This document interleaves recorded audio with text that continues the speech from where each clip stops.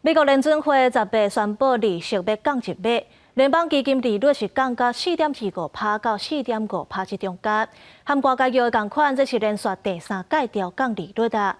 另外，因为通货膨胀犹原真悬，总统当选人 Trump 就职了后，也唔知影伊的政策会安怎来影响着经济，所以明年联准会应该会放慢降利率的目标。联准会决定要降利息1%，导致面对通膨一个利率展望就变作更加悲观。美国股市10月创今年第2大跌幅，道琼工业指数跌1123点，连续10月交易日下跌，是1974年以来唔捌看过超长连续跌势。标准普尔500跌破6000点，是8月以来上低。纳斯达克跌3.6%，是5个月以来上大的跌幅。这天，联准会主席鲍尔再一遍强调，美国央行在咧考虑进一步调整利率政策时阵，会更加谨慎。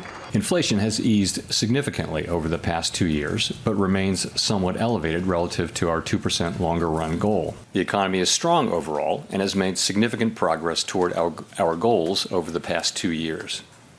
The labor market has cooled from its formerly overheated state and remains solid. 这是联准会今年最后一遍决策会议。官员以11票对1票，将联邦基金利率降到4.25%到4.5%目标区之间。就如外界预期的，联准会伫咧过去2年是用升利息来解决通膨，并且伫最近开始降息来刺激经济需求，并且支持劳动市场。但是过去几个月以来，联准会升利息的手段并无法度有效控制这种已经偏离维持通膨2%长期目标的情形，也让人真担心美国央行对抗通膨的战争也未结束。公司新闻黄文玲编辑。